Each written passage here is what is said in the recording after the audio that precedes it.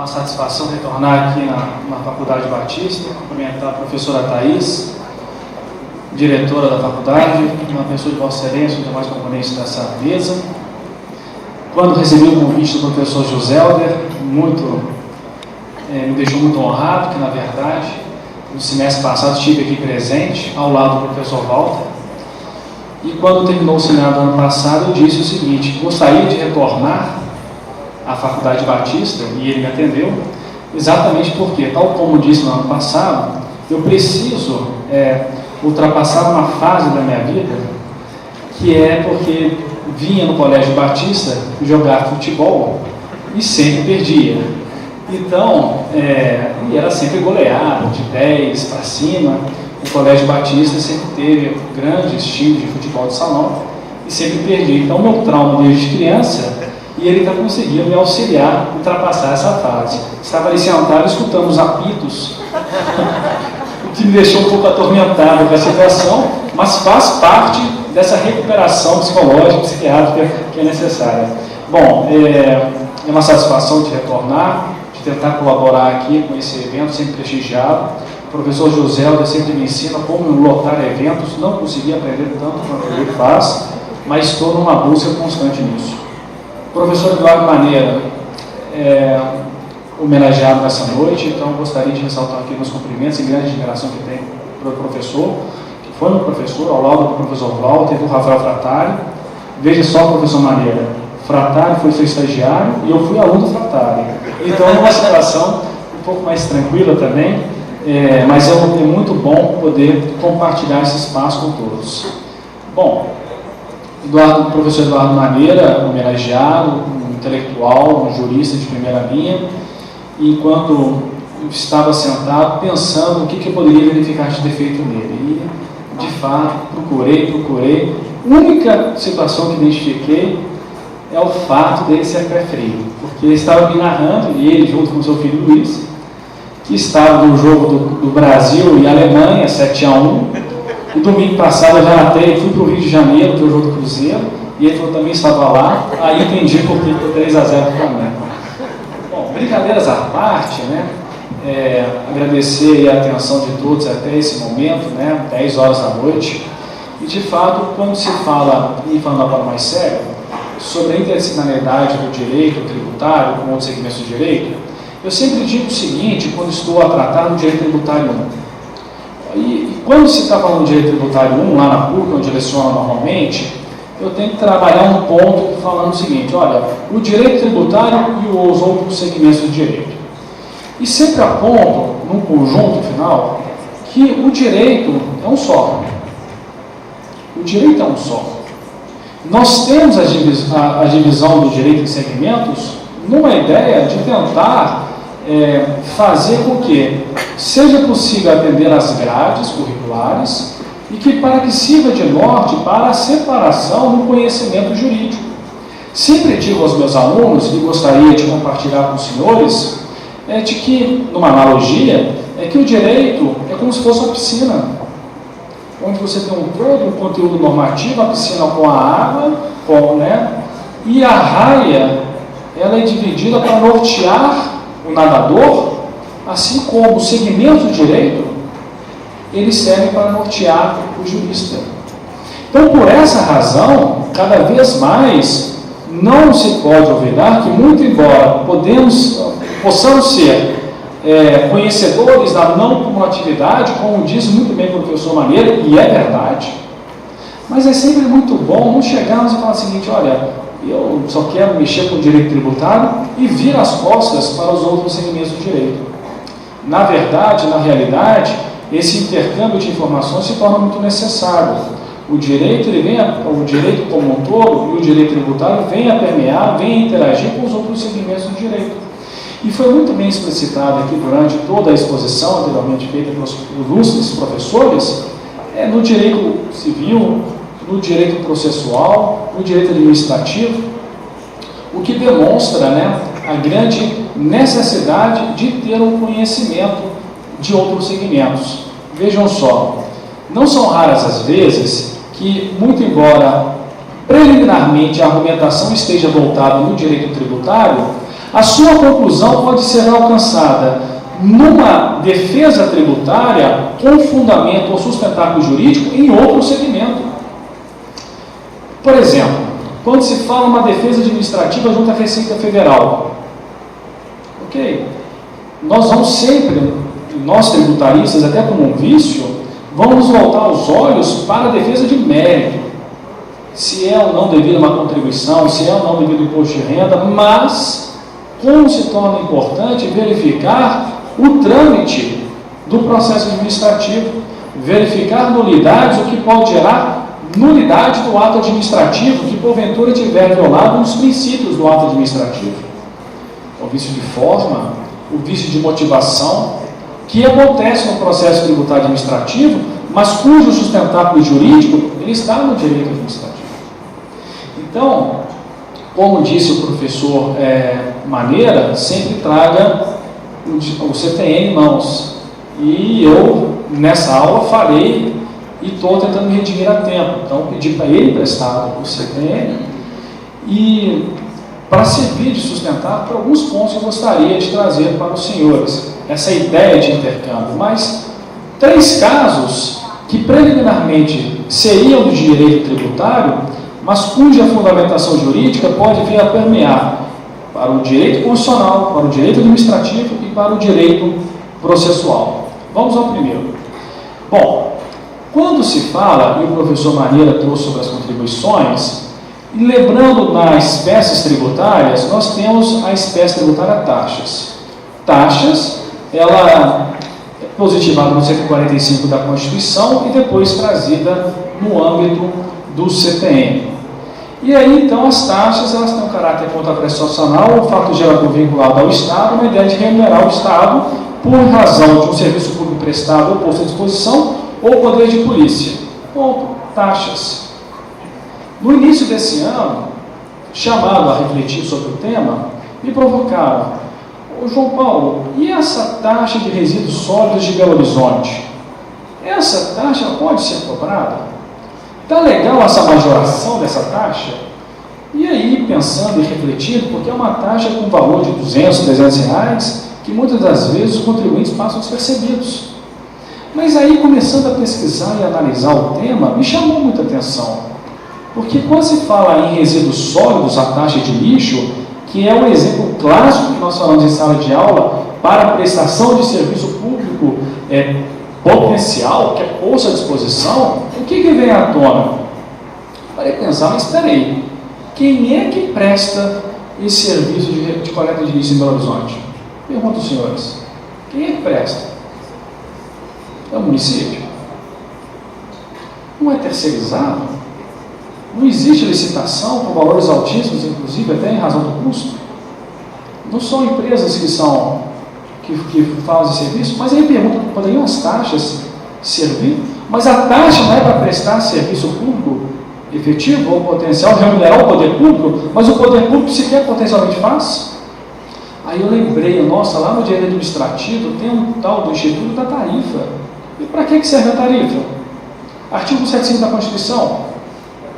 Para remunerar o poder, a entidade privada que por concessão, permissão ou delegação presta um serviço público. Inclusive, essa ideia é que dá ensejo a súmula 545 do Supremo Tribunal Federal. Aí vem à tona. Poderia a tal da taxa ser cobrada? Ou nós teríamos que ter um outro instituto jurídico que seria a tarifa? Vejam, preliminarmente, o nosso ponto de raciocínio vai para o direito tributário, taxa. Mas a minha convicção hoje, estou tentando sintetizar até em razão da hora, é o quê? Será que não seria uma tarifa? E aí a nossa cobrança ela ir para água abaixo? Um ponto. Segundo levantamento, então o direito tributário e o direito administrativo para a nossa reflexão. Segundo ponto para analisarmos. Mais uma vez, aumentou o ITBI de Belo Horizonte em 20%, saiu de 2,5% e foi para 3%. Ponto.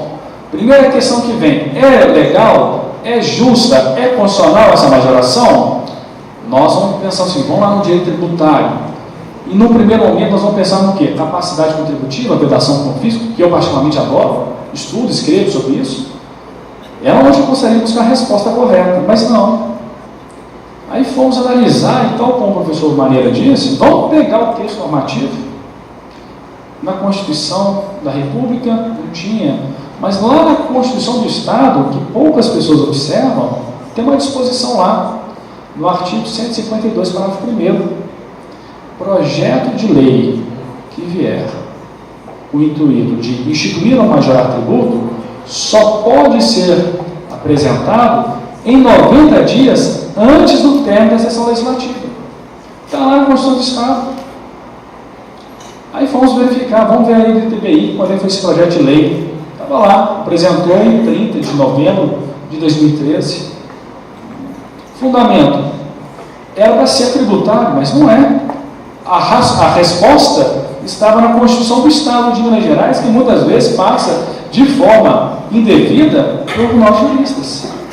Projeto, eu até falo, é uma anterioridade otimizada pela Constituição do Estado. Nós temos duas anterioridades, a norma legislativa do exercício financeiro e a Constituição do Estado, ampliando direitos e garantias fundamentais, faz positivar a anterioridade do projeto de lei. Está lá, barrou o ITBI, com base na argumentação de ordem constitucional e não de ordem tributária.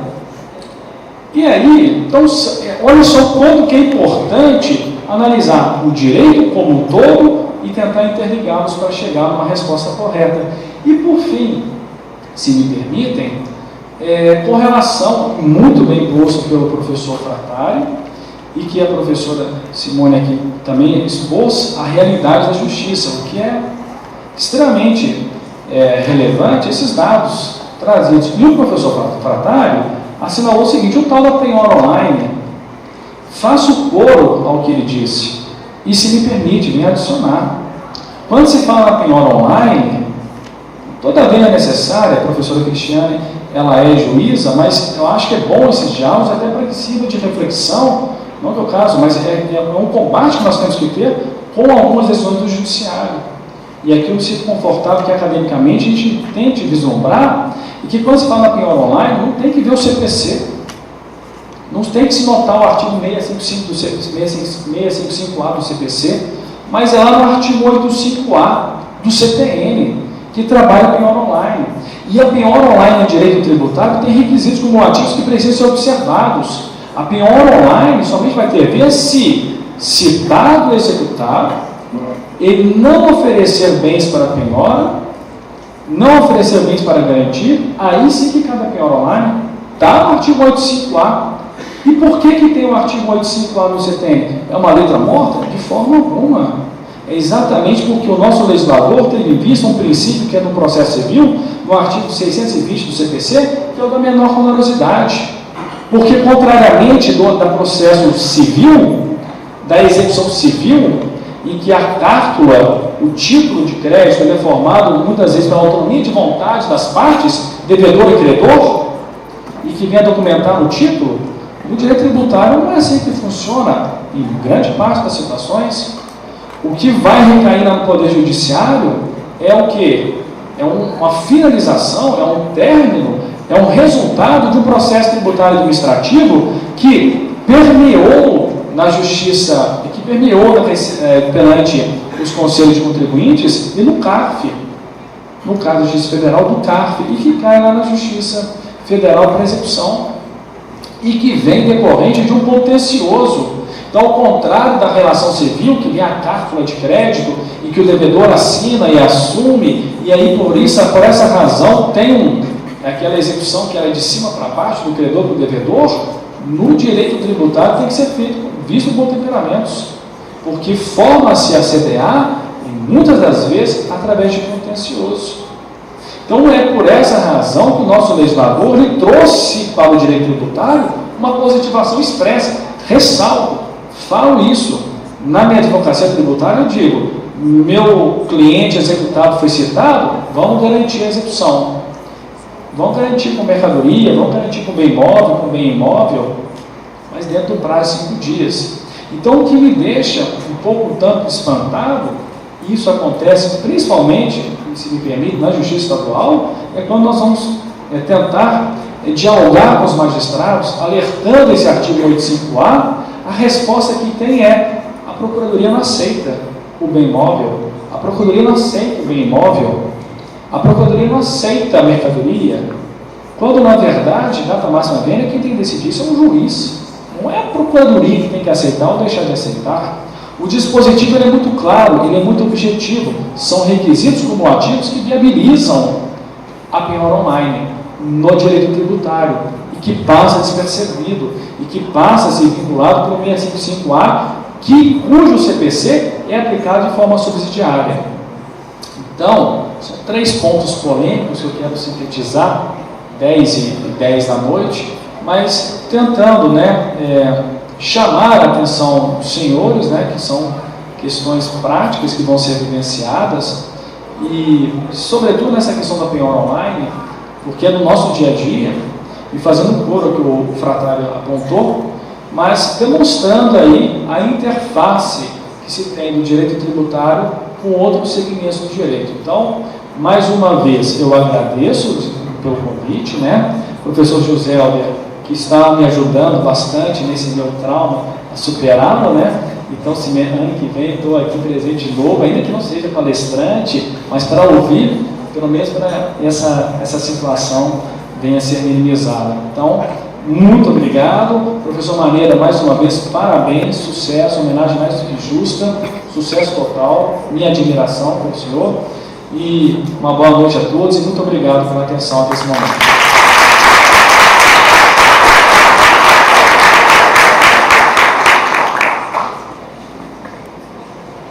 Professor.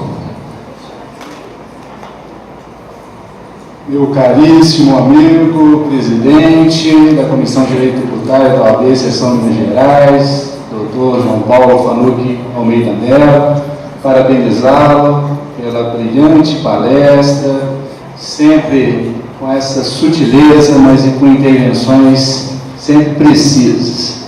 Doutor João Paulo, eu já tenho uma técnica para, obviamente, terapêutica, para que você consiga superar esse trauma.